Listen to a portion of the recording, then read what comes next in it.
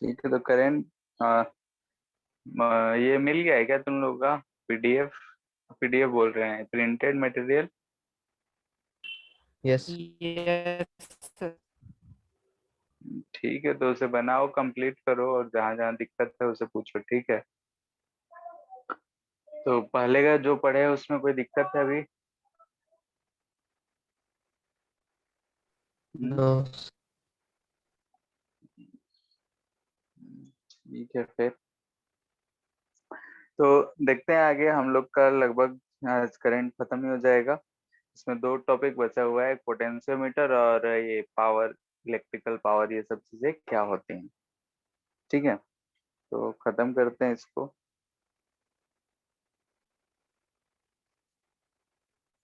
Potentiometer, ठीक है। जैसे कि हम लोग इलेक्ट्रिकल डिवाइसेस इंस्ट्रूमेंट्स के बारे में बात कर रहे थे, तो इलेक्ट्रिकल इंस्ट्रूमेंट्स में हम लोगों ने अभी तक देखा कि गैल्वेनोमीटर एक डिवाइस होता है जिसे हम किसी भी ब्रांच सर्किट में करंट है या नहीं उसके लिए डिटेक्ट करने के लिए हम लोग यूज करते हैं। दूसरा हम लोगों ने देखा था कि एमीटर और voltmeter. Ammeter current measure करना हो कि कितना करंट बह रहा है उस मेजर करते थे, और voltmeter potential difference measure करना हो। ठीक है, तो वैसे ही हमारे पास अगर पोटेंशियोमीटर है, तो पोटेंशियोमीटर जो हम लोग यूज करते हैं, ये दो तीन पर्पसेस के लिए यूज करते हैं। ठीक है, एक तो कोई भी अननोन ईएमएफ है, यानी कि बैटरी है, उसका ईएमएफ फाइंड करना है, तो उसके लिए हम लोग यूज कर लेंगे। बैटरी है, उसका इंटरनल रेजिस्टेंस पता करना है, तो उसके लिए यूज कर लेंगे। दो अगर सेल्स दे रखे हैं, उन दोनों का ईएमएफ कंपेयर करना है, तो उसके लिए हम लोग यूज कर लेंगे। ठीक है, तो पोटेंशियोमीटर जो है एक सर्किट है, उसी चीज पे बेस्ड होता है, यानी कि जो हम लोग सॉल्व करने सीखे हैं सर्किट प्रॉब्लम्स, यानी कि करंट कितना जा रहा है, पोटेंशियल कहाँ का क्या है, पैरेलल में है तो कितना पोटेंशियल होगा, वही सिर्फ चीजें हम लोग इसमें देखते हैं। ठीक है, तो क्या क्या यूजेस है वो तो हम लोग देखेंगे एप्लीकेशंस में। यहाँ पे हम देख रहे हैं कि इसका जो कंस्ट्रक्शन होता है वो इस तरीके का होता है। ये जो कंसिस्ट करता है ऐसा, दो सर्किट को कंसिस्ट करेगा। तो हम पहला सर्किट के बारे में अभी चर्चा करेंगे, इसके बाद सेकंड सर्किट के बारे में चर्चा करेंगे। तो ये हमारा फर्स्ट सर्किट है, इसका ईएमएफ बोल रहे हैं कि ये है, आर है, ये जो है वायर ए बी, इससे हम लोग बोलते हैं पोटेंशियोमीटर वायर। इसे क्या बोलते हैं हम लोग? Potentiometer wire. ठीक है, ये पोटेंशियोमीटर वायर है, ये जो है मैग्नीन का बना होता है, ताकि इसका रेजिस्टेंस जो है टेम्परेचर के साथ वेरी ना करे। खैर, ये जो सर्किट है इसे हम लोग बोलते हैं कि दिस इज प्राइमरी सर्किट। ठीक है, ये जो है हमारा प्राइमरी सर्किट है, और ये फिक्स्ड होता है, यानी कि अगर कोई भी एक अगर हम पोटेंशियोमीटर यूज कर रहे हैं तो उसके लिए प्राइमरी सर्किट फिक्स्ड होता है। जो भी चेंजेस करने हो वो हम लोग सेकेंडरी सर्किट में करेंगे। ठीक है, तो सेकेंडरी सर्किट क्या होगा, कैसा होगा, वो चीज हम लोग देखेंगे बाद में। फिलहाल अगर हम इसकी चर्चा करें तो हमें दिख रहा है कि ए और बी के बीच का दूरी अगर लेंथ एल है, यानी कि ए बी लेंथ एल है, और रेजिस्टेंस ऑफ ए बी हम बोल रहे हैं, जो पोटेंशियोमीटर वायर है उसका रेजिस्टेंस कि ये आर है। ठीक है, तो अगर हम पोटेंशियोमीटर वायर का रेजिस्टेंस आर बोल रहे हैं, तो हमें दिख रहा है कि सर्किट में जो करंट आई बहेगा, यानी कि आई हम बोल सकते हैं, दिख रहा है कि दो दो रेजिस्टेंस है और एक ईएमएफ है, तो ईएमएफ बाई नेट रेजिस्टेंस यानी equivalent resistance E by R plus R. तो हमें एक सिंपल सा सर्किट दिख रहा है जिसमें दो रेजिस्टेंस दिख रहे हैं। ये जो पोटेंशियोमीटर वायर है इसके पास भी रेजिस्टेंस है, ठीक है, वो आर है, इंटरनल रेजिस्टेंस आर है, तो हम करंट इतना बोल सकते हैं। अगर ये करंट इस लूप में बह रहा है, तो ध्यान से देखें, तो हम पोटेंशियल ऑफ ए बी क्या लिख सकते हैं? तो पोटेंशियल ऑफ ए बी हम लिख सकते हैं आई इंटू आर। क्यों? क्योंकि करंट आई बह रहा है, इसका जो रेजिस्टेंस आर है तो पोटेंशियल डिफरेंस आई आर होगा। तो आई आर हम क्या लिख सकते हैं इसे, तो E capital R by R plus R. ठीक है, खैर इसका जरूरत हमें उतना नहीं पड़ता है, लेकिन कभी अगर पूछ दे तो हम लोग इसका यूज कर सकते हैं। ठीक है, यहाँ पे एक टर्म हम लोग डिफाइन करते हैं एक्स। ठीक है, एक्स क्या होता है, तो ये जो पोटेंशियल ए बी का मिला, ये ए से लेके बी तक का है, पूरे वायर में रेजिस्टेंस है, किसी पर्टिकुलर जगह पे है नहीं, तो हम potential per unit length use कर लेते हैं। ठीक है, ये चीज अगर हम लोग यूज करते हैं तो इसे हम बोलते हैं कि ये जो है पोटेंशियल ग्रेडियंट। क्या है ये, पोटेंशियल ग्रेडियंट। ठीक है, यानी कि क्या करना चाह रहे हैं कि पोटेंशियल पर यूनिट लेंथ को रिप्रेजेंट करता है। ठीक है, यूनिट की बात करें तो वोल्ट पर मीटर हमें दिख रहा है, ऐसे यूनिट में अगर यूज करेंगे तो ये चीज हमें दिखा रहा है कि ये जो है पोटेंशियल ग्रेडियंट है, वोल्ट पर मीटर इसका यूनिट है, और ये पोटेंशियल पर यूनिट लेंथ को रिप्रेजेंट करता है। ठीक है, एक बार इस पे डायरेक्टली क्वेश्चन नेट में पूछा हुआ था कि जो पोटेंशियल ग्रेडियंट है उसके यूनिट जैसा और कौन सा फिजिकल क्वांटिटी यूज होता है। याद करो कि हम लोग इलेक्ट्रिक फील्ड लिखते थे डीवी बाई डी एक्स, तो उसका भी वोल्ट पर मीटर ही आता था। तो पोटेंशियल ग्रेडियंट और इलेक्ट्रिक फील्ड का यूनिट जो है सेम है, इस पे भी क्वेश्चन पूछा जा चुका है। ठीक है, यस इतना सर। चीज है। तो यहाँ से अगर हम x की बात कर रहे हैं तो भी ये ए बी बाई एल है। इतना चीज से हम लोग प्राइमरी सर्किट के बारे में जानकारी ले सकते हैं कि प्राइमरी सर्किट में ये जो बैटरी है ये दिया रहेगा, इसका इंटरनल रेजिस्टेंस दिया रहेगा, ये सारे चीज हमें गिवन रहते हैं मोस्टली क्वेश्चंस में। तो यहाँ से हमें फाइंड क्या करना रहता है, तो हमें मोस्टली एक्स का जरूरत पड़ता है, तो हम यहाँ से एक्स इस तरीके से फाइंड कर सकते हैं। ठीक है, अब इसका सेकेंडरी पार्ट जो है, सेकेंडरी सर्किट जो हम बोलते हैं, उसको हम लोग डिफरेंट डिफरेंट केसेस के लिए डिफरेंट डिफरेंट यूज करते हैं। ठीक है, तो हम एक एक करके सारे केसेस देखेंगे। तो यहाँ पे फर्स्ट बोल रहे हैं यानी कि एप्लीकेशन प्राइमरी सर्किट। ये सर्किट है, ये फिक्स रहेगा, इसमें मोस्टली हमें एक्स फाइंड करना रहेगा, तो जो भी जानकारी दिया रहेगा हम उसके अनुसार इसे फाइंड करेंगे। तो फर्स्ट है to find EMF of unknown unknown EMF of cell. ठीक है, ईएमएफ का सेल अगर हमें फाइंड करना है तो हम इसका यूज कर सकते हैं। कैसे यूज करें, तो जो हमारा प्राइमरी सर्किट है उसे जैसा था वैसे ही हम ड्रॉ कर देंगे। ठीक है, तो प्राइमरी सर्किट हमारा ऐसा था। ठीक है, ये जो है इसमें पोटेंशियोमीटर है, पोटेंशियोमीटर वायर ऐड हो गया ए और बी से। ठीक है, इसका जो रेजिस्टेंस है आर ए बी, वो आर है, लेंथ ए बी का जो हम बोल रहे हैं वो एल है, ये सारी चीज हम लोग ऊपर जो देख रहे हैं वही। इसके बाद क्या करते हैं हम लोग कि ऐसा नीचे में एक सर्किट ड्रॉ करते हैं। ठीक है, यानी कि यहाँ से एक वायर कनेक्ट करें हम, यहाँ से एक बैटरी को हम जिसका ईएमएफ फाइंड करना है उसका इंटरनल रेजिस्टेंस आर है, सही कर देते हैं। ठीक है, ऊपर वाला जो है वो आर डैश करो, इसका जरूरत है नहीं, जैसे ई और आर डैश।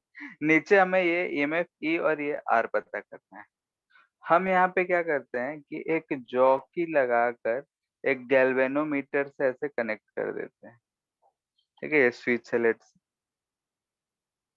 ऐसा जॉकी है, इसे हम कनेक्ट कर दिए। तो अगर हम इसे ऐसा कनेक्ट कर दिए तो क्या होगा, दिख रहा है कि नीचे वाले सर्किट भी कंप्लीट हो गया, क्लोज हो गया है। अब हम इस जॉकी को मूव करके हम नल पॉइंट खोजते हैं, यानी कि जॉकी इज मूव्ड या displaced to find null point. Null point या फिर हम इसे बोलते हैं बैलेंसिंग पॉइंट। ठीक है, बैलेंसिंग पॉइंट या नल पॉइंट किसे कर रहे हैं, यानी कि zero deflection, no deflection in galvanometer. अगर गैल्वेनोमीटर में कोई डिफ्लेक्शन नहीं है, इसका मतलब यही है कि करंट थ्रू गैल्वेनोमीटर जीरो है। इसका मतलब यही ना हुआ कि गैल्वेनोमीटर के यस थ्रू यस सर। ठीक है। तो यहाँ पे हमें दिख रहा है कि हम ऐसा एक बैलेंसिंग पॉइंट लेट से सी लाए जो कि यहाँ से L1 दूरी पे है या L दूरी जो भी है।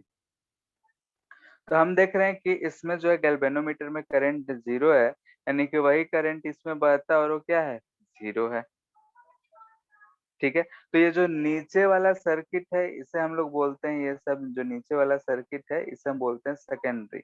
ऊपर जो था वो प्राइमरी था, इसे हम बोलते हैं सेकेंडरी, सेकेंडरी सर्किट। देखेंगे कि डिफरेंट डिफरेंट केसेस में सेकेंडरी सर्किट में ही बदलाव होगा, प्राइमरी सर्किट में कोई बदलाव नहीं होगा। तो यहाँ तक हमें देखें। अब हमें दिख रहा है कि नीचे गैल्वेनोमीटर के थ्रू करंट नहीं है, और हम ए और सी के अबाउट देखें तो नीचे बैटरी और ऊपर ये एसी दोनों आपस में पैरेलल में दिख रहे हैं, दिख रहा है। तो यस सर। ठीक है, तो हम थ्रू वायर यानी कि पोटेंशियोमीटर वायर, अगर पोटेंशियोमीटर वायर के अबाउट अगर हम देखें तो हमें क्या दिख रहा है, potential of A C, potential of A minus C यानी कि वी ए सी हम बात कर रहे हैं, वो क्या होगा, तो x इंटू एल वन होगा। सिंस x क्या लिए थे हम लोग, potential of A B by length L. ठीक है, यानी कि पोटेंशियल पर यूनिट लेंथ है, तो L1 लेंथ के लिए potential x into L one. नीचे अगर गैल्वेनोमीटर में हम देखें तो इसके थ्रू तो करंट जीरो है, तो इस रेजिस्टेंस का कोई लेना देना है नहीं। यहाँ पे और यहाँ का पोटेंशियल डिफरेंस क्या हमें ई ही मिलेगा। यस ठीक है, अगर हम थ्रू गैल्वेनोमीटर देखें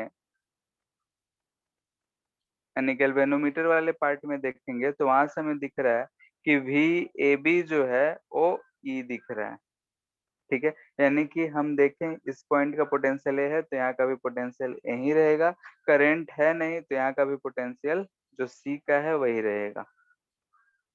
तो इस दोनों इक्वेशन से हमें क्या दिख रहा है कि दिस इम्प्लाइज दैट कि ईएमएफ जो होगा potential gradient into length L1 होगा।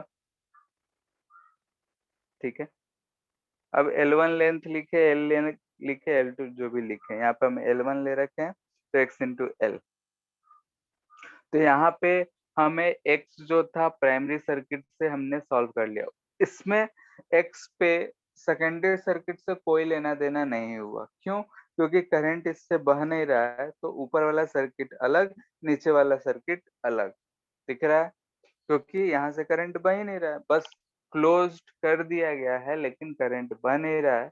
तो हम ऊपर सर्किट को अलग तरीके से देख सकते हैं, नीचे वाले सर्किट को अलग तरीके से देख सकते हैं। तो यहाँ से हमें दिख रहा है कि ईएमएफ जो है एक्स इंटू एल आ रहा है। एल क्या है, तो बैलेंसिंग पॉइंट का लेंथ है इस एंड से। क्लियर है इतना। Yes sir. ठीक है, next to compare EMF of two cells. ठीक है, दो तीन जितना भी दिया रहे हम दो से ही कहते हैं। दो सेल का ईएमएफ अगर कंपेयर करना हो तो सेम जैसा ऊपर किए हैं वैसा ही होगा। तो हम लोग देख रहे हैं कि इसका प्राइमरी सर्किट जो है कोई चेंज नहीं है, प्राइमरी सर्किट जैसा था वही है। ठीक है, प्राइमरी सर्किट है ए बी। सेकेंडरी सर्किट में हम क्या करते हैं, ठीक है, बारी बारी से जोड़ेंगे। तो ऐसा हम कर सकते हैं, एक स्विच यहाँ लगा दिए, एक स्विच यहाँ लगा दिए, और यहाँ से एक जॉकी ले आए, यहाँ गैल्वेनोमीटर लगा दिए। ठीक है, ये E1 है, R1 है, E2 R2। ठीक है, एक बार हम इसको स्विच 1 बोल रहे हैं, इसको स्विच 2 बोल रहे हैं। ये बैलेंसिंग पॉइंट सी है। तो कह रहे हैं कि इफ स्विच 1 को हमने क्लोज कर दिया, 2 जो है ओपन है। ठीक है, फर्स्ट को क्लोज करा, 2 को ओपन है। इस केस में हम बोल रहे हैं कि बैलेंसिंग पॉइंट जो है ये L1 आ रहा है। यानी कि जब हम सिर्फ ऊपर वाले को ऐसे बंद करे हों, नीचे वाले को खुला रखे हों, तो हमें एक लेंथ पे ये बैलेंसिंग पॉइंट कुछ मिलेगा जहां से करंट इसमें 0 बहे लगेगा।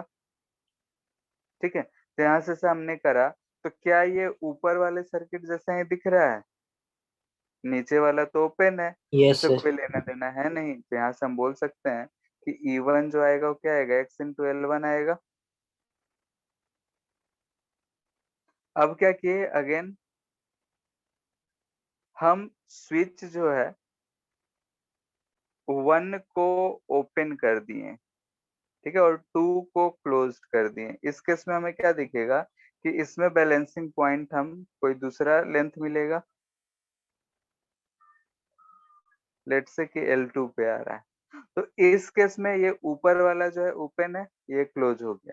तो इस केस में भी ये करंट 0 होगा। यहाँ से अगर हम देखेंगे तो E2 को बोल सकते हैं X इंटू L2 होगा। ठीक है, यस सर। तो ऐसा हमें दिख रहा है, तो कंपेयर करना था। यहाँ से E1 बाई E2 हमें क्या दिख रहा है,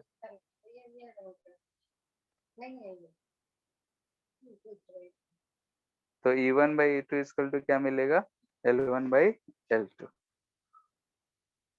दोनों में कंपैरिजन मिल जाएगा।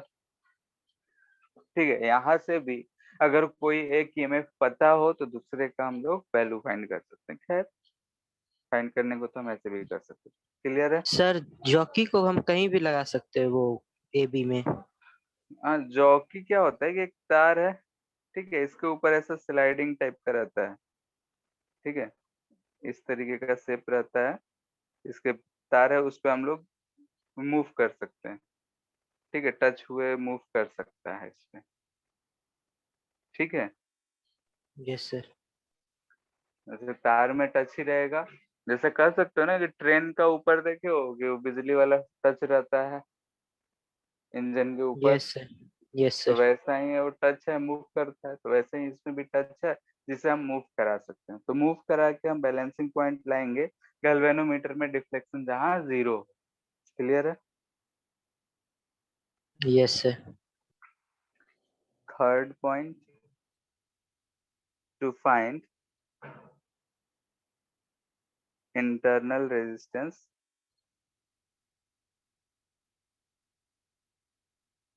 Of a cell. ठीक है, कोई सेल है हमारे पास, उसका इंटरनल रेजिस्टेंस हमसे पूछा जा रहा है कि क्या होगा। तो हम कैसे फाइंड करेंगे, इसी पोटेंशियोमीटर का सहारा लेंगे।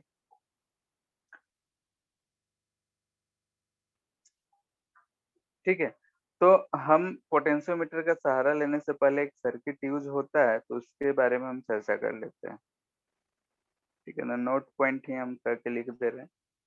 मान लेते हैं कि अगर हमारे पास ऐसा कोई एक सर्किट, ठीक है, रेजिस्टेंस R हो, ये स्मॉल r हो, ये में E हो, तो इसमें करंट कितना बह रहा होगा, I। वो I कितना लिखेंगे बताओ, E by R plus. E by R plus R। अगर हमसे बोला जाए कि इस पॉइंट ए और पॉइंट बी का पोटेंशियल डिफरेंस बताओ, तो क्या लिखेंगे? ऊपर रेजिस्टेंस है, नीचे किसी से भी लिखेंगे, तो हम ऊपर वाले से देखें तो IR लिख सकते हैं, कोई दिक्कत? करंट आई बह रहा है, रेजिस्टेंस आर है, तो पोटेंशियल डिफरेंस आई आर होगा। Yes sir. ठीक है, तो इस चीज का यूज होगा इसमें, तो इसलिए हम इसको अलग से दिखा। अब आते हैं अपना जो फाइंड करना है, तो ये हमारा पोटेंशियोमीटर है।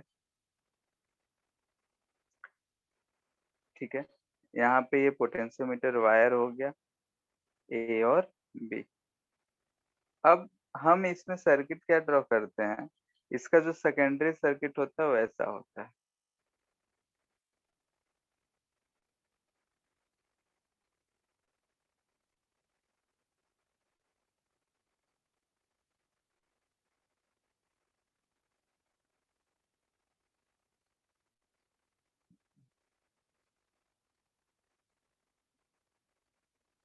ठीक है, ऐसा होता है। ये ऊपर वाला रेजिस्टेंस आर दिख रहा है, ये स्मॉल आर, ये एम एफ ई, ये तो ई था, ये आर डैश था। ठीक है, तो नीचे वाला सर्किट दिख रहा है जो अभी हम लोग सॉल्व किया वैसा ही। Yes sir. ठीक है, इसे हम बोल रहे हैं कि स्विच 1 है, ये स्विच 2 है। तो अगर हम स्विच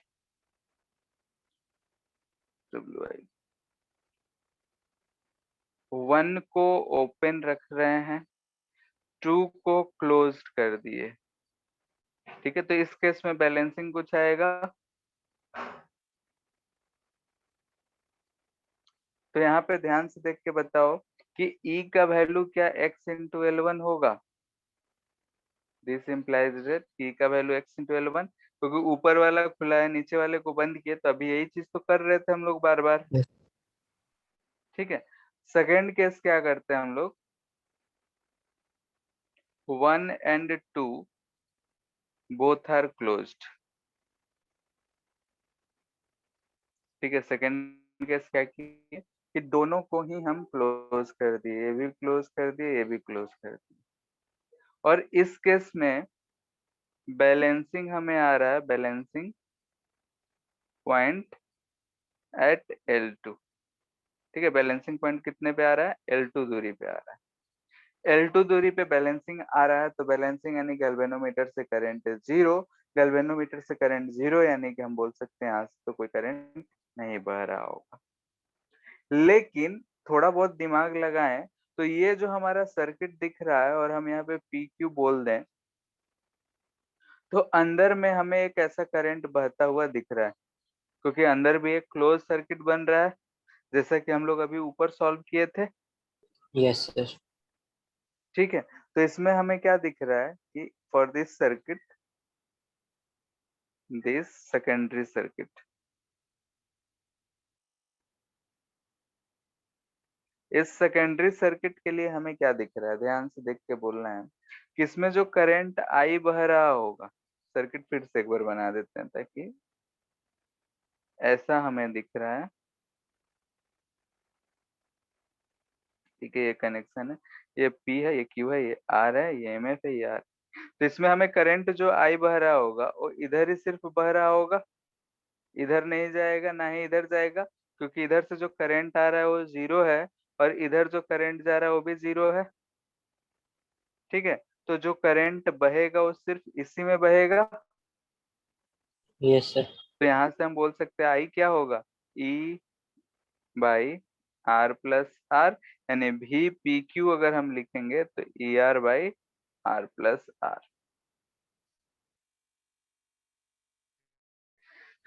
ठीक है, अब फिगर को ध्यान से देखो, ए और सी का पोटेंशियल और पी और क्यू का पोटेंशियल सेम है।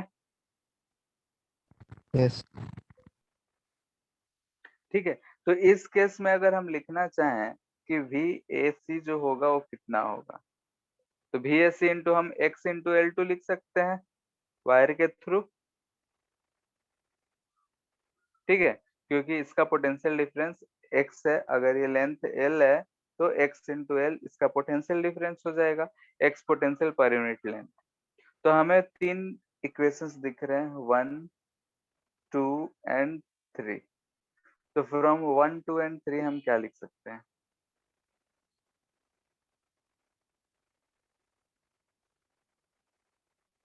भी पी क्यू, अच्छा इससे अच्छा है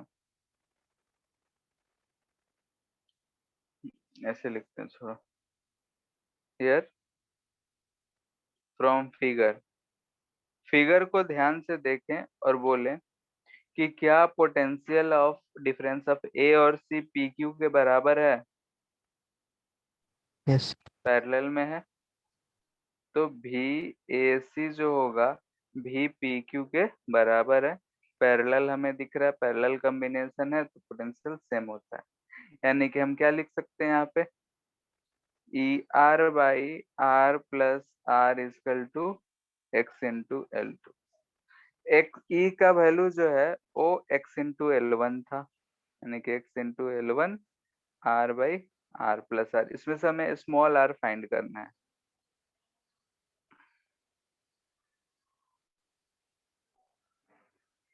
ठीक है, तो एक्स से एक्स गया, इसका जरूरत ही नहीं पड़ा। क्या जाएगा बोलो,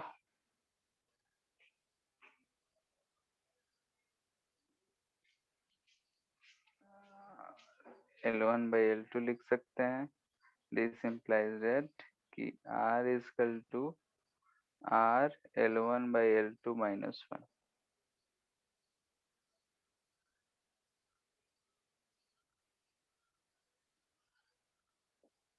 ठीक है, तो ये हमें इंटरनल रेजिस्टेंस मिल जाएगा। तो अगर हम पोटेंशियोमीटर यूज कर रहे हैं तो पोटेंशियोमीटर हम लोग इन तीन चीजों के लिए यूज करते हैं, इंटरनल रेजिस्टेंस फाइंड करने के लिए, ईएमएफ फाइंड करने के लिए, या दो सेल से तो उनके बीच का ईएमएफ को कंपेयर करने के लिए। ठीक है, एनसीईआरटी में इसी सर्किट को थोड़ा वायर वायर के टर्म में दिखाया है तो थोड़ा कॉम्प्लिकेटेड टाइप का दिखेगा, और फिगर सिंपल वे में अगर हम ड्रॉ करें तो यही चीज है। इतना बात में किसी को दिक्कत,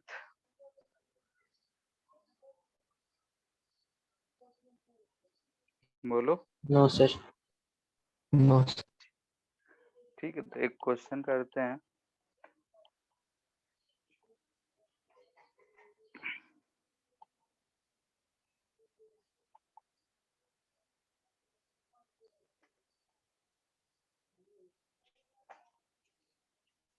ठीक है, तो ऐसे क्वेश्चंस में हम बोलेंगे फॉर्मूला से ज्यादा अच्छा है कि जो प्रोसेस है, मेथड है, उसको फॉलो करो। तो कैसा भी चेंज वेरिएशन दे दे, हमें ज्यादा तकलीफ करने की जरूरत नहीं पड़ेगी।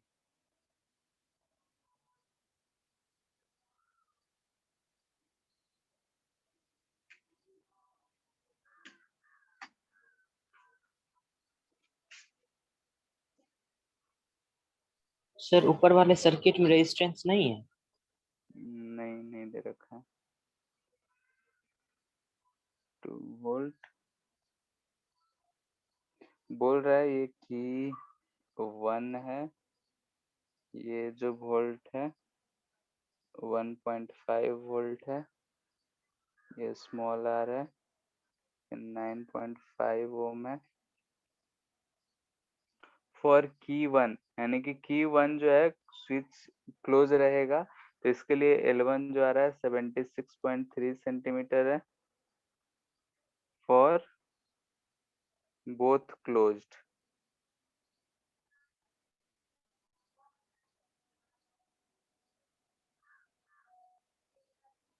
बोथ यानी कि 1 और 2, दोनों को अगर हम क्लोज रखेंगे तब L2 जो आ रहा है वो 64.8 सेंटीमीटर पे आ रहा है, यानी कि AC का लेंथ दे रखा है। ठीक है, तो हमसे पूछ रहा है कि फाइंड R।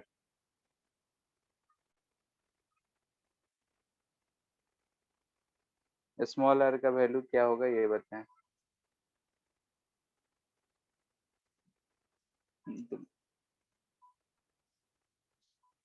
डायरेक्ट फॉर्मूला ही बेस्ट है।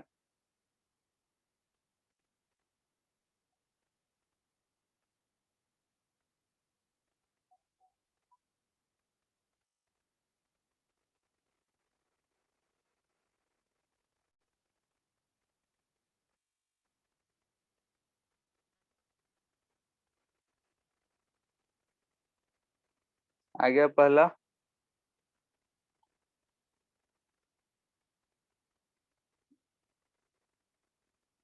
बोलो। कैलकुलेट कर रहे हैं सर।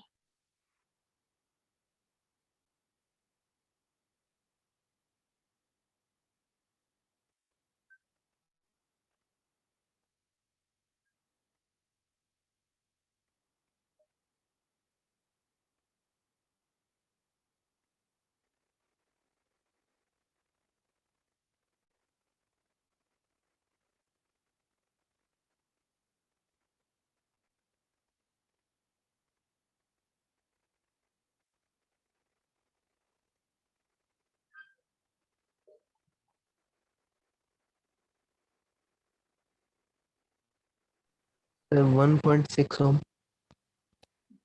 ठीक है। यहाँ पे हम लोग आर का वैल्यू फाइंड कर रहा है, तो क्या लिखना है? आर इंटू L1/L2 - 1 यानी कि 9.5 इंटू 763/64.8 - 1, ये करेंगे तो 1.68 ओम आएगा।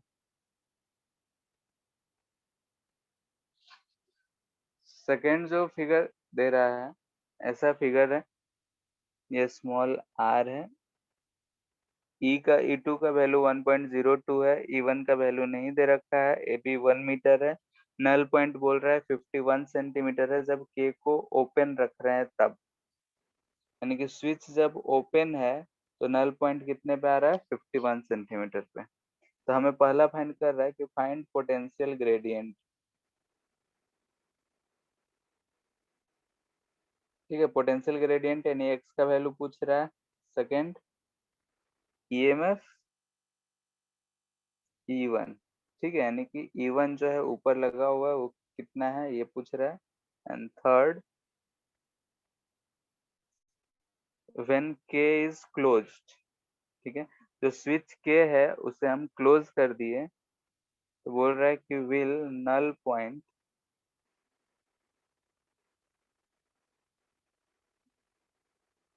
मूव टूवर्ड्स A और B, गिव रीजन। क्लियर है क्वेश्चन? यस।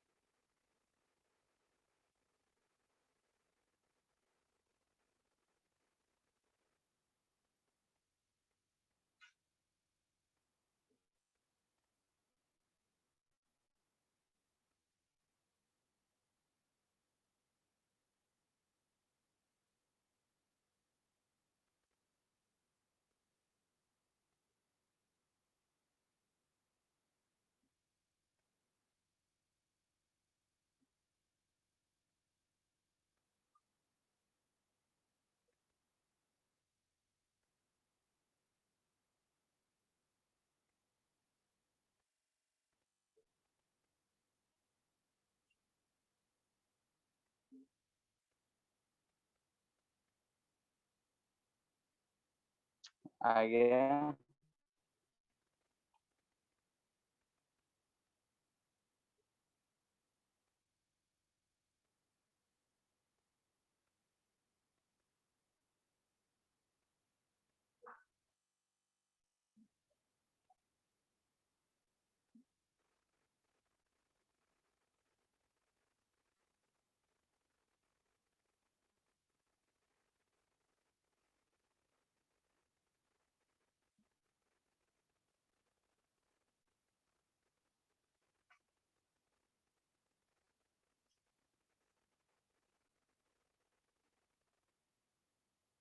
बोलो,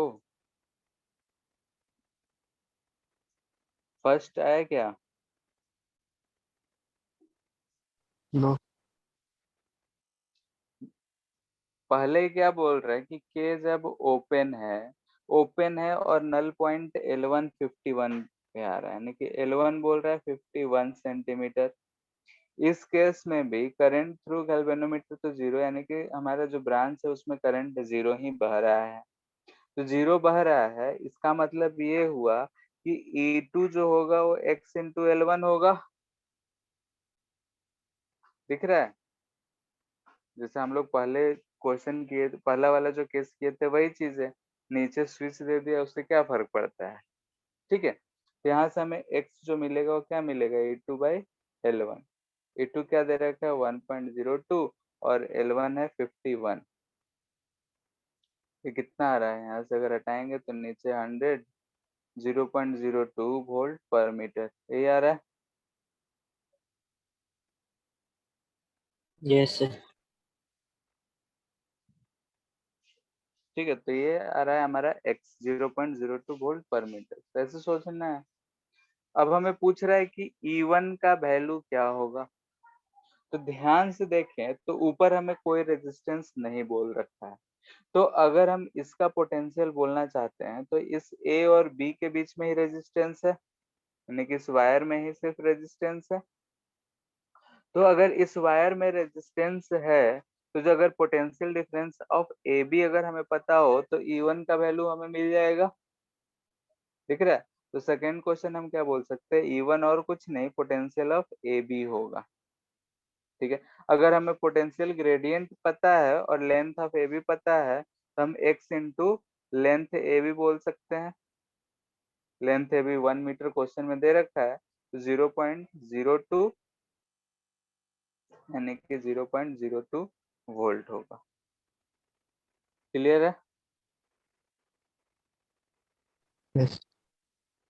ठीक है, तो बस ये कंसेप्ट को हमेशा है नहीं कि पोटेंशियल डिफरेंस फाइंड करना, करंट किधर से किधर जा रहा होगा, करंट अगर नीचे वाले में नल पॉइंट है तो नहीं जा रहा होगा, इतने बात को ध्यान में रख के फिर सर्किट अगर हम देखेंगे तो हमारा क्वेश्चन आराम से बनेंगे। अब बोल रहा है कि व्हेन के इज क्लोज्ड नल पॉइंट किधर की तरफ जाएगा, तो बोलो क्या इफेक्ट होगा थर्ड वाले केस में।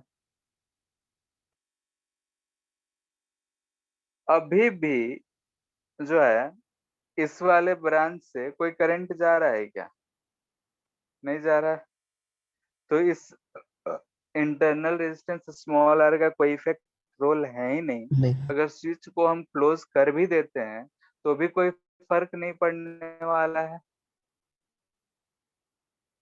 दिख रहा है? क्योंकि तब भी पोटेंशियल डिफरेंस एसी का E2 ही रहेगा। ठीक है, तो बैलेंसिंग लेंथ पे कोई इफेक्ट नहीं पड़ेगा। ठीक है, तो जो हमारा बैलेंसिंग पॉइंट है ना ही ए की तरफ मूव करेगा ना ही बी की तरफ। ठीक है,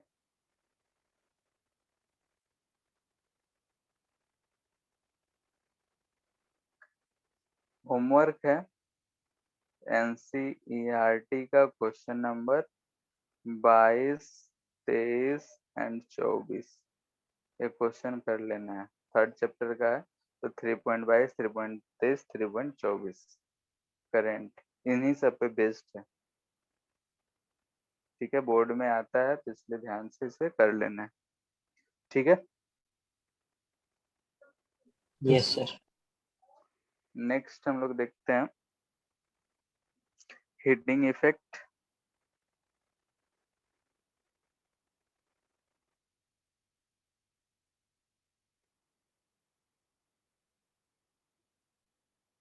ठीक है, इसमें हमें ज्यादा कुछ पढ़ना होता नहीं है, बहुत कुछ हम लोग 10th क्लास में जो पढ़े थे वही सब चीजें हैं।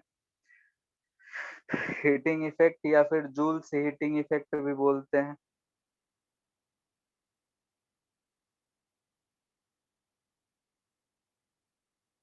मन में तो आ ही गया होगा कि क्या पढ़ना है।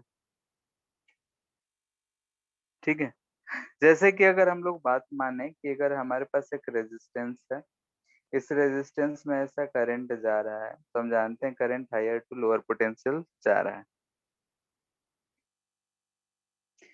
ठीक है, तो अगर यहाँ का पोटेंशियल हाई है, यहाँ का पोटेंशियल लो है, जैसे अगर हम बोले कि यहाँ का पोटेंशियल वी है, यहाँ का 0 है, तो अगर एक चार्ज को हम यहाँ से इधर देख रहे हैं कि करंट जा रहा है, यानी कि चार्ज भी इधर जा रहा होगा, तो चार्ज का एनर्जी यहाँ पे हाई है और चार्ज की एनर्जी जब लोअर पोटेंशियल पे गया तो एनर्जी कम हो गया। दिख रहा है सबको कि अगर एक चार्ज इस रेजिस्टेंस के थ्रू ट्रेवल कर रहा है तो पहले यानी कि हायर पोटेंशियल पे जब था तो हम लोग बोलते हैं कि जो एनर्जी होता है वो Q इंटू वी होता है। तो यहाँ पे हायर एनर्जी है, यहाँ पे जब गया तो लोअर एनर्जी आया, यानी कि जब हाई पोटेंशियल पे था तो हायर एनर्जी, आगे बढ़ा तो लोअर एनर्जी। तो अगर हम इस चार्ज की कंसिडर करें तो चार्ज जो है लूजेज सम एनर्जी हमें दिख रहा है, यस ठीक सर। है। कुछ एनर्जी जो है चार्ज लूज होगा, तो ये एनर्जी गया कहाँ? हम तो जानते हैं कि energy can neither be created nor be destroyed, ठीक है। तो हम बोलते हैं इस कंडक्टर का कुछ रेजिस्टेंस है, रेजिस्टेंस यानी कि उसके अंदर जो इलेक्ट्रॉन्स है जो भी होंगे उनके बीच में कोलिजन हो रहा है, उसकी वजह से कुछ एनर्जी लॉस हुआ है। तो हम जानते हैं कि जब एटॉमिक लेवल पे कोलिजन होता है या फिर कोई दो पार्टिकल्स अगर कोलाइड कर रहे होते हैं तो उससे हीट प्रोड्यूस होता है। तो यहाँ पे बोलते हैं कि ओवरऑल हम उतने अंदर नहीं जाके यहीं पे ओवरऑल बोलते हैं कि जो एनर्जी चार्ज ने लूज करा वो किस में कन्वर्ट हो गया, तो हीट में, यानी कि this energy converts into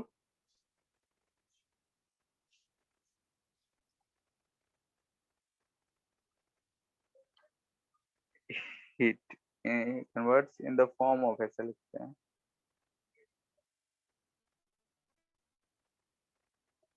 in form of heat, ठीक है, हीट के फॉर्म में होता है, ठीक है।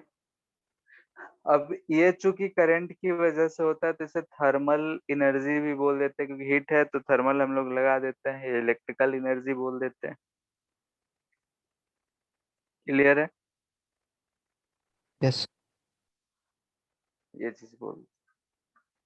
अब यहाँ पे एक चीज को अगर हम कंसीडर करें कि ये पॉइंट ए है, यहाँ पे ए पॉइंट है, यहाँ रेजिस्टेंस लगा, ये बुक पॉइंट ए, ये भी, इसके बीच का पोटेंशियल डिफरेंस भी है। ए जो है हायर पोटेंशियल बोल रहे हैं, बी जो है लोअर पोटेंशियल, इधर कोई एक चार्ज जा रहा है, यानी करंट का डायरेक्शन ए टू बी होगा। टी इक्वल टू 0 पे ये चार्ज यहाँ था, किसी समय टी पे ये चार्ज बी पे पहुंच गया, तो वर्क डन क्या लिखेंगे? क्यू इंटू भी लिखते हैं, yes, ठीक है। तो वर्क डन क्यू भी होगा। अब कितने देर में हुआ, तो टी टाइम में हुआ, तो हम लोग एक टर्म डिफाइन करते हैं पावर। पावर क्या होता है? तो वर्क डन बाई टाइम होता है। तो इसमें पावर जो जनरेट हुआ वो कितना हुआ, हम बोलेंगे क्यू वी बाई टी। अब एक चीज तो हम जानते हैं क्यू बाई टी जो होता है वो करेंट होता है, तो हम यहाँ से बोल सकते हैं कि पावर, अगर हम इसे कैपिटल पी लिखते हैं तो पावर जो होगा आई इंटू वी होगा, ठीक है, आई वी होगा। अब यहाँ ध्यान से देखें तो हम आई को वी बाई आर लिख सकते हैं, तो इसे वी स्क्वायर बाई आर लिख सकते हैं, या फिर हम वी को आई आर लिख सकते हैं तो आई स्क्वायर आर लिख सकते हैं, ठीक है। तो पावर अगर हमें लिखना हो तो ये चीज लिखते हैं, इसको हम लोग क्या बोलते हैं? Electrical power. तो इलेक्ट्रिकल पावर क्या है? यहाँ से दिख रहा है कि किसी भी एक चार्ज को किसी कंडक्टर या रेजिस्टेंस के थ्रू अगर हम मूव करा रहे हैं तो उसमें कितना एनर्जी पर यूनिट टाइम जो है लूज कर रहा है, या फिर हम बोल सकते हैं कि ये जो रेजिस्टेंस है वो कितना एनर्जी पर यूनिट टाइम जो है प्रोड्यूस कर रहा है या कंज्यूम कर रहा है, उसी चीज को हम लोग बोल रहे हैं कि इलेक्ट्रिकल पावर है। पावर रहता है एनर्जी पर यूनिट टाइम, तो वर्क डन जो है एनर्जी ही है। या फिर यहाँ से अगर हम टी टाइम में एनर्जी फाइंड करना हो तो एनर्जी भी हम लोग लिख सकते हैं कि एनर्जी इक्वल टू क्या होगा? पावर इंटू टाइम होगा, ठीक है। तो यहाँ जो एनर्जी है हीट एनर्जी है, तो यहाँ से हम लोग बोलेंगे कि हीट, क्योंकि हीट जो है एनर्जी है, वो कितना होगा? आई स्क्वायर आर टी, या फिर आई वी इंटू टी, या फिर V square by R into T. यानी कि जो चीज दिया होगा उसके टर्म में अगर हम लोग को हीट पता करना हो तो हम इससे फाइंड कर सकते हैं, और इसी चीज को बोलते हैं joules law of heating effect,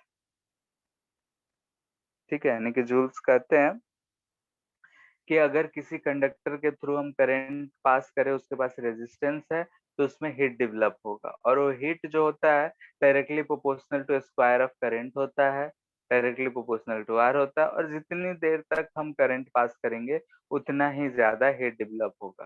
तो ये वाला जो फॉर्मूला होता है इसे हम लोग joules law of heating effect कह देते हैं। ठीक है, इतना बात में कोई दिक्कत?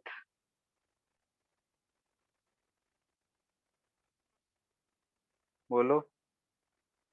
No sir. इसके एप्लीकेशंस कहाँ कहाँ हैं?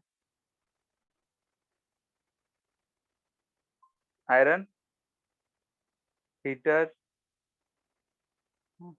ठीक है, और फ्यूज, फ्यूज। और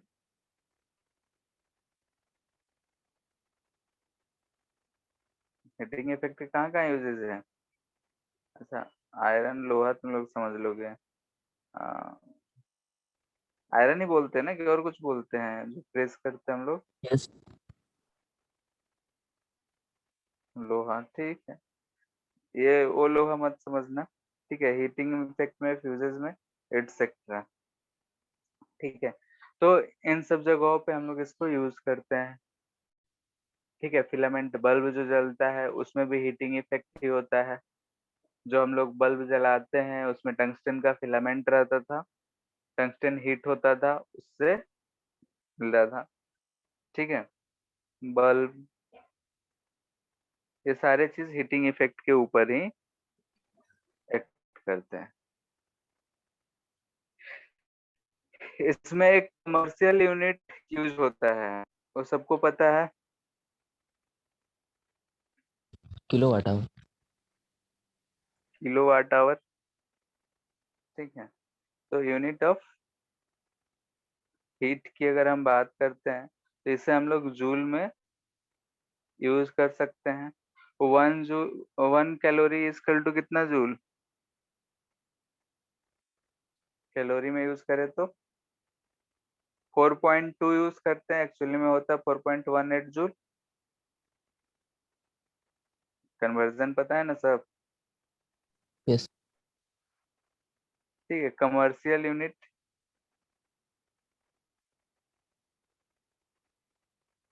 ठीक है, ये सारी चीजें 10th में थी तो इसलिए डायरेक्ट लिख रहे हैं। कमर्शियल यूनिट क्या यूज करते हैं हम लोग?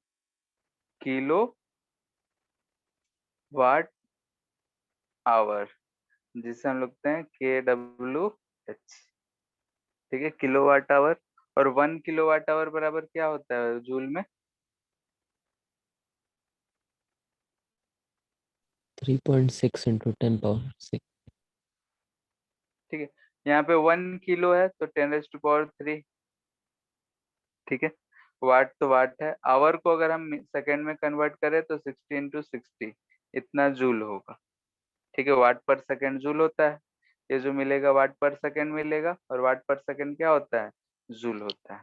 तो जूल में अगर कन्वर्ट करें तो ये चीज मिला। तो यहाँ से अगर हम देखें तो क्या मिल रहा है हमें?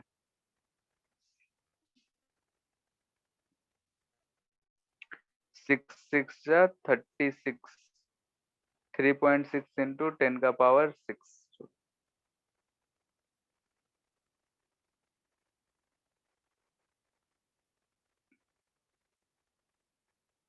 ठीक है, इसके बाद है रेटिंग ऑफ इलेक्ट्रिकल डिवाइसेस।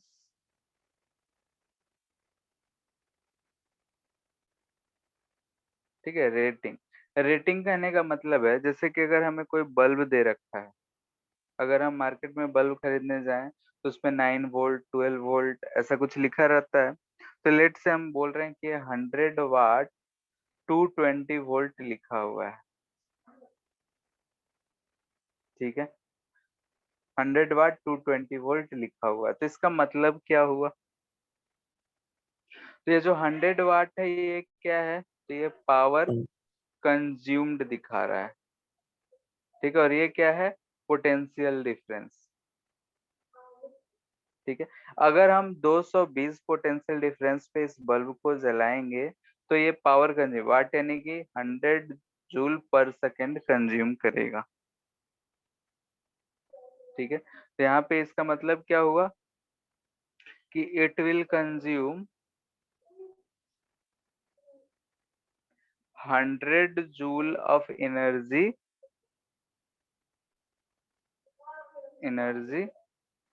पर सेकेंड if operated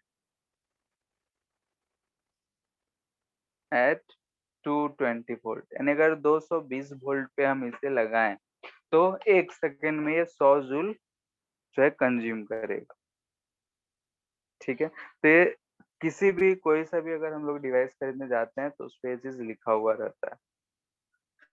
तो चूंकि इंडियन हाउस होल्ड में जो है पोटेंशियल डिफरेंस हम लोग 220 वोल्ट यूज करते हैं, तो कोई भी बड़ा डिवाइस होता है 220 वोल्ट ही हम लोग बोलते हैं कि, ठीक है। अब जैसे कि आजकल बल्ब आ गया एलईडी, तो उसमें 9 वाट का आता है, 12 वाट का आता है। तो इसका मतलब ये है कि हम उसे 220 वोल्ट पे अगर यूज कर रहे हैं तो 1 सेकंड में 9 जूल या 12 जूल एनर्जी खर्च कर रहे हैं। पहले वो जो गोल वाला फिलामेंट वाला बल्ब आता था, आजकल भी आता है, तो 100 वाट या 120 वाट हुआ करता था, यानी कि 1 सेकंड में 100 जूल वो एनर्जी खर्च कर रहा है। ठीक है, तो इसीलिए एलईडी ज्यादा लाइट भी करता है और कम एनर्जी भी खर्च करता है, तो आजकल वही फैशन में चला हुआ है। इतना बाद में किसी को दिक्कत? नो। ठीक है, तो क्वेश्चन देखते हैं। कह रहा है कि एक रेजिस्टेंस है 2 ओम का, इससे जो करंट बह रहा है वो आई इक्वल टू 3 एम्पियर बह रहा है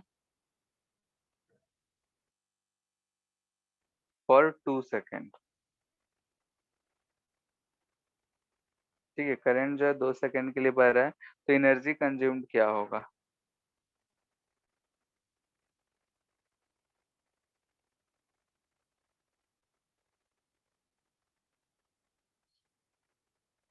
बोलो।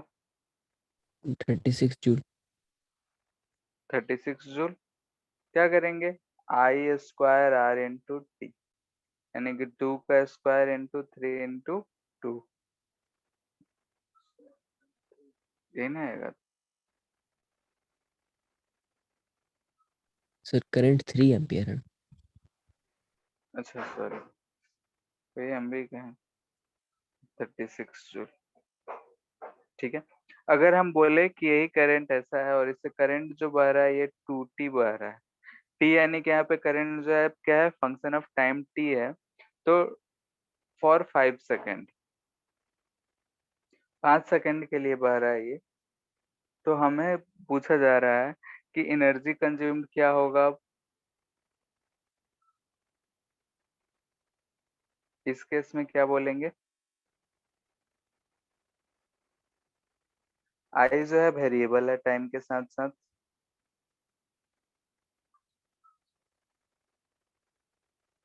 तो क्या लिखेंगे बताओ? आई स्क्वायर आर डी टी लिखेंगे, लिखेंगे। आर तो कांस्टेंट है, बाहर आ गया, इंटीग्रल 4t² डी टी, कहाँ से कहाँ, तो 0 से 5 सेकंड तक बह रहा है, तो 5 सेकंड कर लिए।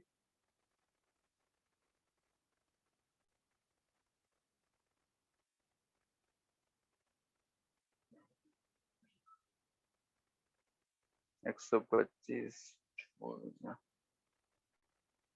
कितना आ जा रहा है बोलो? ठीक है,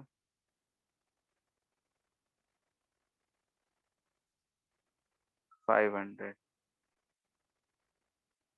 इतना ही आ रहा है। यस। ठीक है, तो अगर टाइम वेरिएबल रहेगा तो हम लोग इस तरीके से पावर कंज्यूम फाइंड करेंगे, नहीं छोटे से dt टाइम ले लेंगे, आई स्क्वायर आर डी टी कर लेंगे। अगर यहाँ पे टोटल करंट जो कांस्टेंट है तो ये एवरेज हम निकाल रहे हैं, तो directly I square R T लिखेंगे।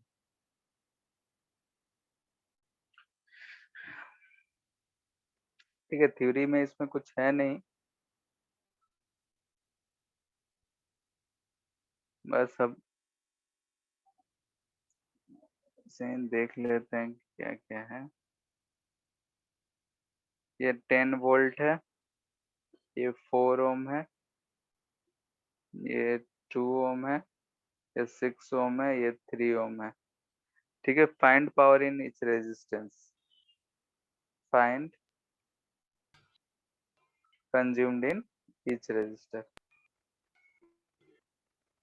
हर रेजिस्टर का पावर फाइंड करना है, यानी कि सिंपली हमें बोल रहा है रेजिस्टेंस तो पता है, पावर आई स्क्वायर आर होता है, तो हमें आर आई पूछ रहा है कि हर रेजिस्टर के थ्रू करंट कितना होगा।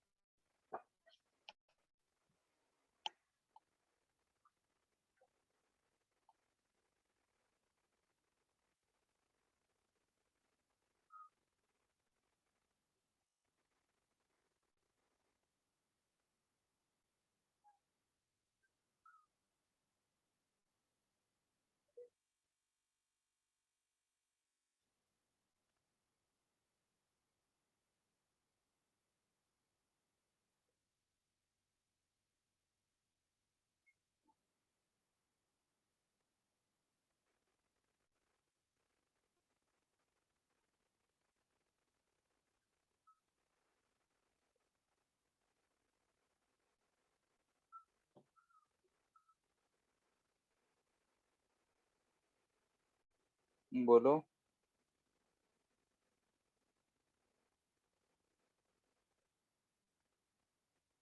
आगे क्या, यहाँ देखो तो यहाँ पे कर रहे कर पोटेंशियल 0, 10, 10 वोल्ट, 0 वोल्ट, तो इससे करंट तो हमें दिख रहा है 10/4 यानी 2.2 एम्पियर। ऊपर अगर देख रहे हैं तो 6 3 का 2 2 4, इधर भी 2.5 एम्पियर ही जाएगा। ठीक है, ये 2.5 एम्पियर इसमें कितना जाएगा, तो 3/9, और इसमें कितना जाएगा, तो 6/9 इंटू, सब में करंट दिख गया, पावर निकाल लेंगे। यस। ठीक है, तो करंट डिवीजन अगर हमें आता है तो इस क्वेश्चन में कोई दिक्कत ही नहीं है। ठीक है, फाइंड कर यस। लेना। कह रहा है कि हमारे पास 3 बल्ब दे रखे हैं, ए बी एंड सी। ठीक है, 3 बल्ब है। ठीक है, ए है, बी है, और ये सी, 3 बल्ब दे रखा है।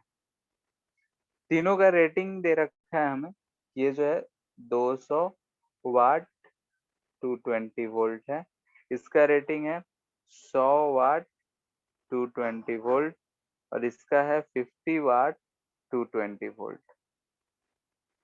ठीक है, कह रहा है कि दीज आर कनेक्टेड, पहला, if these are connected in parallel with each other, in parallel with a battery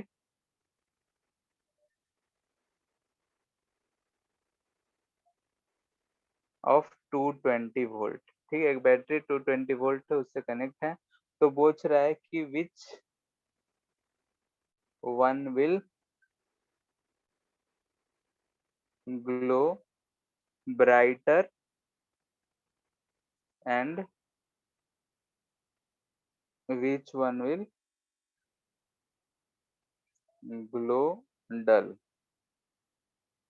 ठीक है, पूछ रहा है कि सबसे ब्राइटर कौन जलेगा और सबसे डल कौन जलेगा।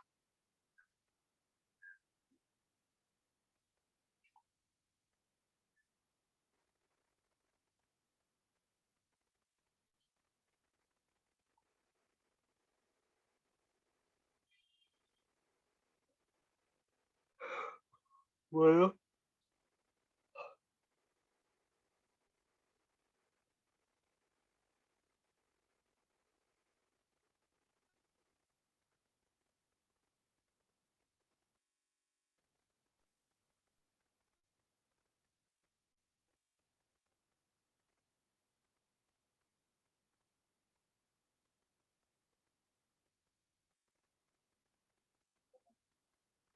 अगर 220 वोल्ट से अगर हम तीनों को ऐसे कनेक्ट कर दिए हैं तो सबके क्रॉस पोटेंशियल डिफरेंस हमें कितना मिल रहा है बताओ? 220. 220। 220 वोल्ट, यानी कि V equal to same for all है, पोटेंशियल जो है सबके क्रॉस सेम है। तो अगर हम पावर की बात करें तो पोटेंशियल सेम है तो V square by R use कर सकते हैं हम लोग, ठीक है। और जो ब्राइटनेस होता है, यानी कि ब्राइट कौन जलेगा? जो जितना ज्यादा एनर्जी कंज्यूम करेगा उतना ही ज्यादा ब्राइट होगा। तो ब्राइटनेस जो होता है is directly proportional to power होता है, ठीक है। तो यहाँ पे दिख रहा है कि अगर हम सब में पोटेंशियल सेम दे रखे हैं तो पावर जो है आर है ही, पावर सबसे ज्यादा क्या है, सबका पोटेंशियल सेम है, तो कोई दिक्कत ही नहीं है। तो पावर की अगर हम बात करें तो पावर सबसे ज्यादा किसका आएगा बोलो? A. ए, फिर बी, फिर सी, ठीक है। लेकिन अगर हम बोले कि ये सारे कनेक्टेड हो सीरीज में, यानी कि if A B C in above question is connected in series, तब क्या होगा?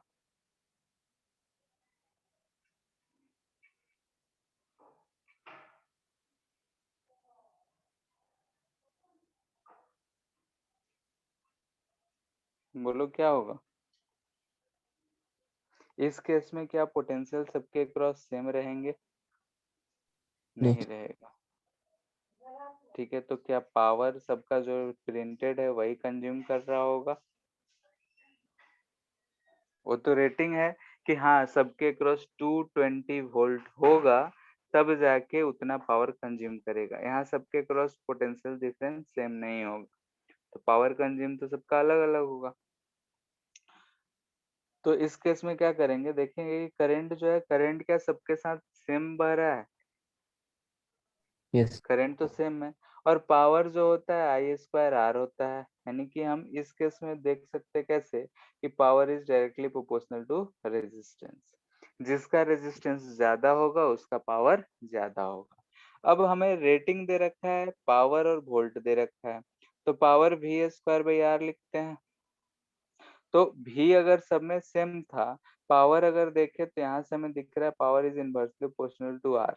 इस केस के लिए अगर हम देखें तो यहाँ से हमें दिख रहा है कि रेजिस्टेंस ऑफ, रेटिंग की बात कर रहे हैं, रेटिंग से अगर देखें तो रेजिस्टेंस सबसे ज्यादा किसका आएगा? जिसका पावर सबसे कम। तो Yes. Resistance of C is greater than resistance of B is greater than resistance of A दिख रहा है यहाँ से। तो लेकिन हमें यहाँ तो पावर जो कंज्यूम्ड है उसमें करंट के हिसाब से चेक कर रहे हैं, पोटेंशियल के हिसाब से चेक तो कर नहीं रहे हैं। तो इसमें पावर जो कंज्यूम्ड होगा, जो रेटिंग है वो तो नहीं होगा, तो किसके हिसाब से होगा? तो रेजिस्टेंस के हिसाब से होगा। तो यहाँ पे हम लोग लिखेंगे कि सबसे ज्यादा रेजिस्टेंस सी का है। तो ग्लो का अगर हम ग्लो टू डीम अगर हम जाएं तो सबसे ज्यादा कौन ग्लो करेगा? सी, फिर बी, फिर। क्लियर है? जिसका Yes. पावर यस सबसे सर। कम है वो सबसे ज्यादा ग्लो करेगा, क्योंकि रेजिस्टेंस उसका ज्यादा है, ज्यादा एनर्जी कंज्यूम कर रहा होगा सीरीज में।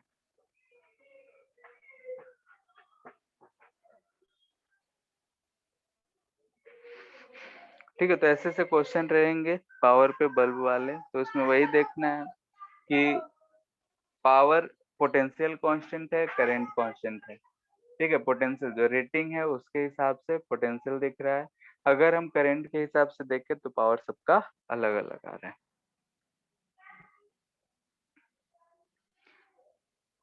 ठीक है, इससे रिलेटेड क्वेश्चंस मिलेंगे बुकलेट में, उसे सॉल्व कर लेना है, अच्छी बार में कंप्लीट करो सम concepts.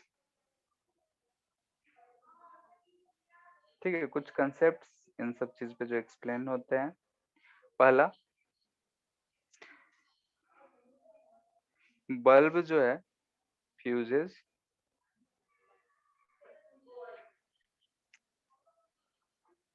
When on for long time.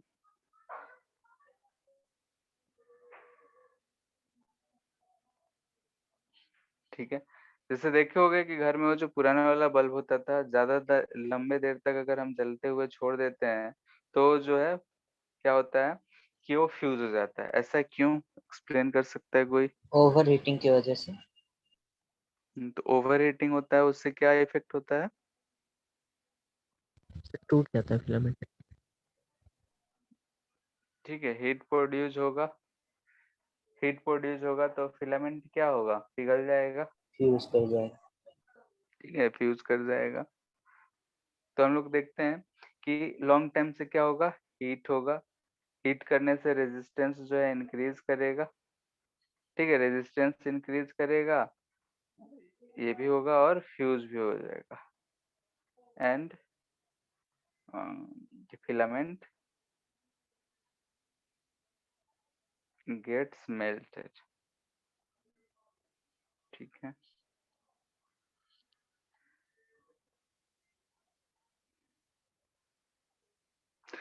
ये भी चीज देखे होगे कि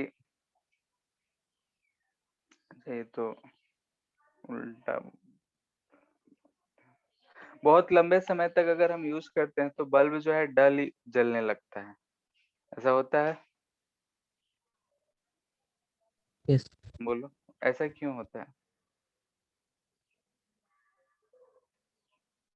रेजिस्टेंस इंक्रीज हो जाता है सर हीट की वजह से। तो उससे क्या होगा? सर पावर ज्यादा कंज्यूम करेगा तो ग्लो कम करेगा। ठीक है, सेकेंड है कि बल्ब बिकम्स डल आफ्टर लॉन्ग यूज। ठीक है, लंबे समय के बाद ये डल हो जाता है, ऐसा क्यों?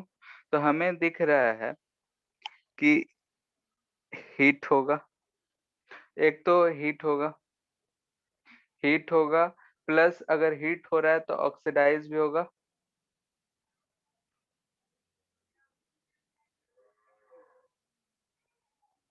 होगा, अगर यस। फिलामेंट जल रहा है तो ऑक्सीडाइज होगा, ऑक्सीडाइज होगा तो उसका कुछ लेयर जो है वो क्या होगा, थिकनेस कम होगा, यस सर। जो मटेरियल है, यानी कि इससे क्या दिख रहा है कि थिकनेस डिक्रीजेस, थिकनेस डिक्रीजेस यानी कि एरिया जो घट रहा है। तो ओवरऑल इससे हमें क्या दिख रहा है कि रेजिस्टेंस जो है वो हमें क्या दिख रहा है, बढ़ गया। रेजिस्टेंस जब बढ़ गया तो पावर का क्या कहेंगे? घट ठीक जाएगा। है, तो पावर के बारे में घट जाएगा। घटने वाला ही क्यों लिए, क्योंकि सिंस पोटेंशियल जो था वो हमारा क्या था, ये तो कांस्टेंट था, करंट से हम रिलेट नहीं कर रहे हैं। और पोटेंशियल जब कांस्टेंट होगा तो P equal to V square by R use करेंगे। इस केस में पावर जो होता है इनवर्स रेशियो का होता है, तो पावर जो है घट गया। ठीक है, तो जब यस पावर सर। कंज्यूम ही घट गया तो उसका ब्राइटनेस क्या हो जाएगा, घट जाएगा। घट जाएगा।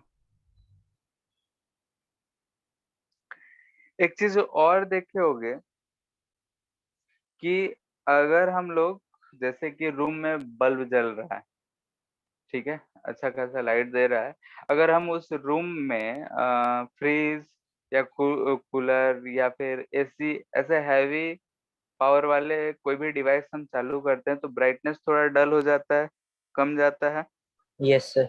यस। ऐसे क्यों होता है? पावर सर डिस्ट्रीब्यूट हो जाता है।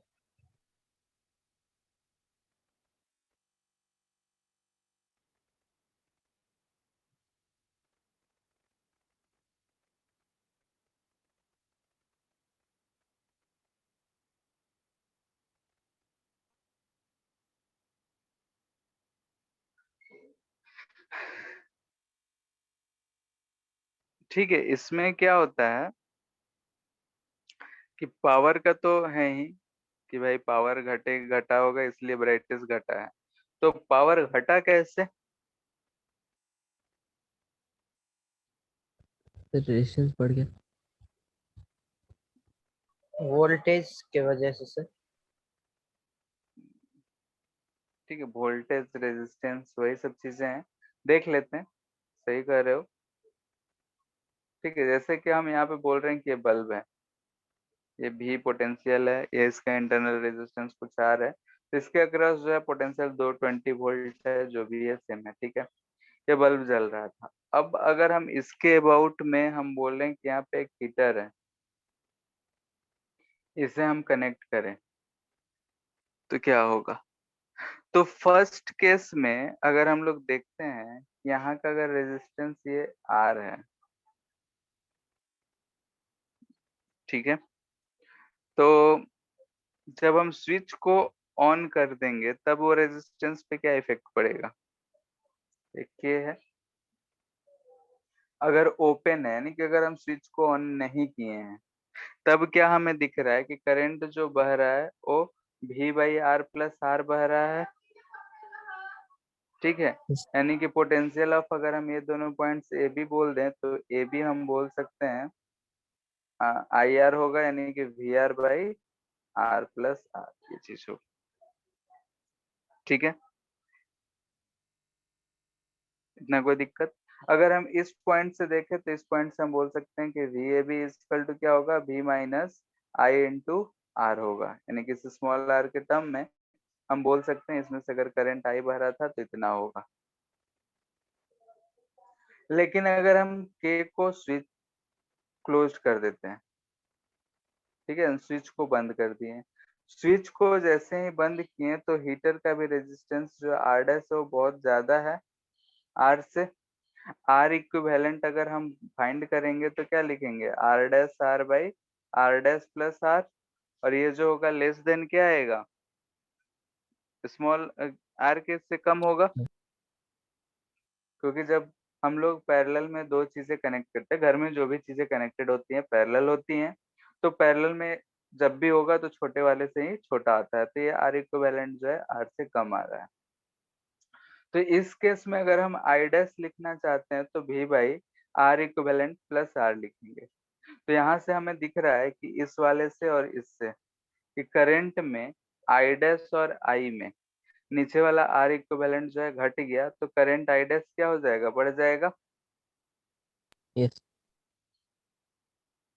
ठीक है। फ्रॉम 1 और 2 को अगर हम ध्यान से देखें तो हमें दिख रहा है कि I dash is greater then I। तो इस केस में अगर हम सेकंड केस में VAB लिखेंगे तो ऐसे लिख सकते हैं V-I डैश इंटू R, ठीक है। तो सेकंड केस में अगर हम देख रहे हैं तो V dash minus I dash अगर ज्यादा है इसे डैश लिखते हैं। तो अगर हम इसे इक्वेशन बोल रहे हैं थर्ड और इसे बोल रहे हैं फोर्थ, तो यहाँ से हम बोल रहे हैं कि फ्रॉम थर्ड एंड फोर्थ हमें दिख रहा है VAB dash is less than VAB, दिख रहा है, yes, ठीक है। यानी कि यहाँ पे हमें दिख रहा है कि पोटेंशियल डिक्रीजेज अक्रॉस बल्ब जब हम चालू किए तो। अगर ऐसा डिक्रीज हुआ यानी कि पावर क्या हुआ होगा? डिक्रीज हुआ होगा। पावर डिक्रीज यानी कि डलनेस, क्लियर है? Yes sir. ठीक है।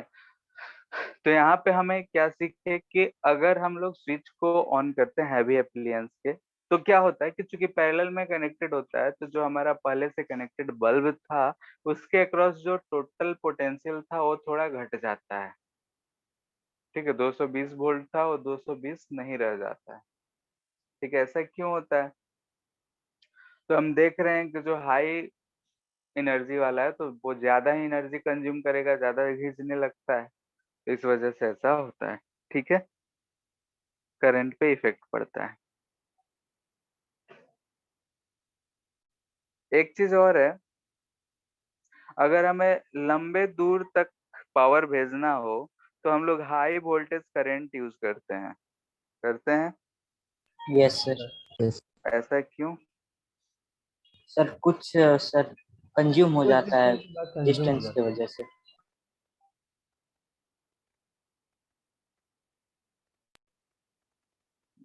हाई वोल्टेज करंट, ठीक है, कंज्यूम हो जाता है इसलिए हम लोग हाई भेजेंगे। कंज्यूम होता है उसी चीज को कम करने के लिए भेजते हैं। जैसे कि होता क्या है कि ये हमारा पावर हाउस है। पावर हाउस क्या होता है पता है? Yes sir. Yes sir. जहाँ से बिजली घर, ये हमारा कॉलोनी है, ठीक है, टाउन है या कॉलोनी बोलो जो भी है। अगर इस कॉलोनी में कुछ पावर पी नॉट का रिक्वायरमेंट है तो हम यहाँ से हम कुछ ऐसा भेजेंगे कि यहाँ पे पावर क्या हो, ट्रांसफार्मर जो लगा हो वो या P not power he supply करे, ठीक है। यानी कि हम क्या रखेंगे कि जो पावर सप्लाइड है वो कांस्टेंट रखेंगे, तभी जाके वहां का पूर्ति हो सकता है। Yes. तो यहाँ से क्या होता है कि पावर ट्रांसमिटेड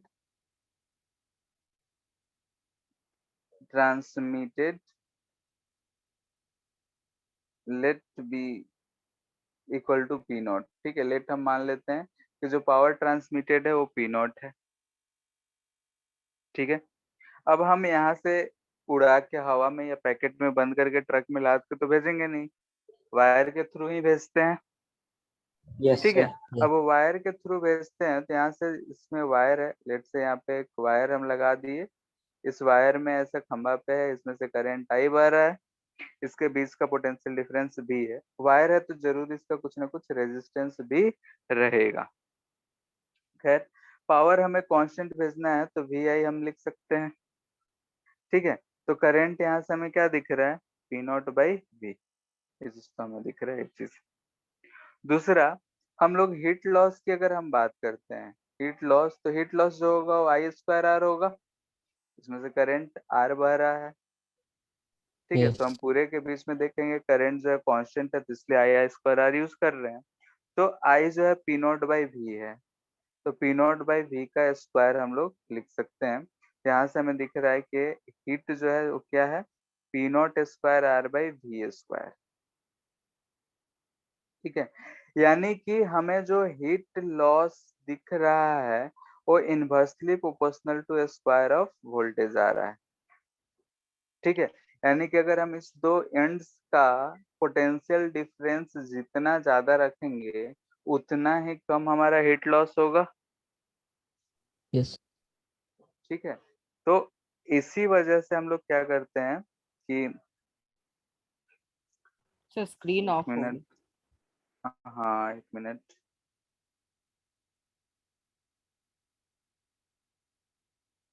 ठीक है। तो यहाँ से हमें क्या दिख रहा है कि हीट लॉस जो है इनवर्सली प्रोपोर्शनल है, तो फॉर मिनिमम हीट लॉस क्या लिखेंगे, minimum heat loss potential difference क्या होना चाहिए, मैक्सिमम, ठीक है। इसलिए जो है हाई वोल्टेज डिफरेंस से हम लोग पावर ट्रांसफर करते हैं कि जो हमारा नुकसान हो वो कम हो। अब उसे नजदीक रख नहीं सकते हैं, इसलिए लंबे लंबे खंभों पे उसे ट्रांसफर किया जाता है, नहीं बहुत ऊपर ऊपर, ठीक है। Yes sir. ठीक है, तो करंट खत्म हो गया है।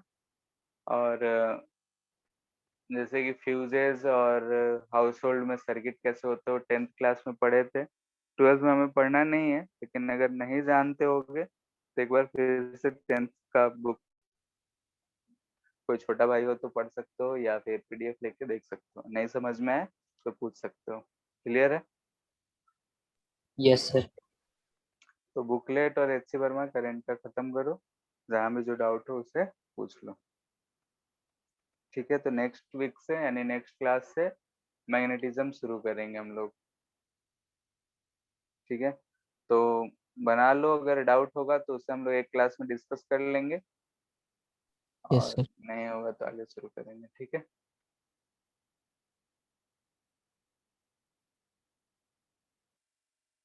और पीछे का भी रिवीजन टाइम टू टाइम करते जाओ, ठीक है। फिर आज के लिए सर आप थैंक यू बोले कि सर। जो एक्स्ट्रा और फिजिक्स का क्लास लग रहा है उसमें दूसरा चैप्टर स्टार्ट करिए। दूसरा चैप्टर वही तो सर लोग बोल रहे हैं कि शायद लोड हो जाएगा, तुम लोग में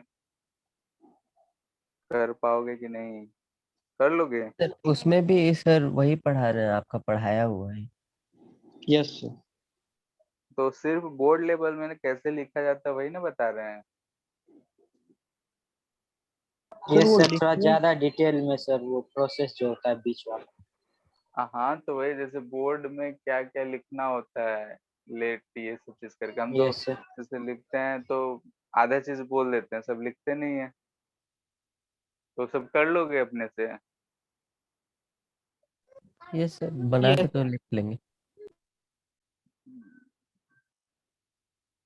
ठीक है, तो देखते हैं बात करके। तो कौन सा चैप्टर शुरू कराएं, ये भी तो। सर मॉडर्न मॉडर्न फिजिक्स बोल फिजिक्स रहे है। थे।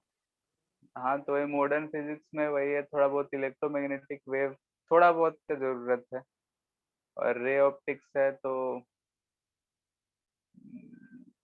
ठीक है, एक बार बात करके देख लेते हैं, ठीक है। Yes. Yes sir. Yes sir. ठीक है, ठीक है फिर। Thank you sir. Thank thank you. You sir. Thank you sir.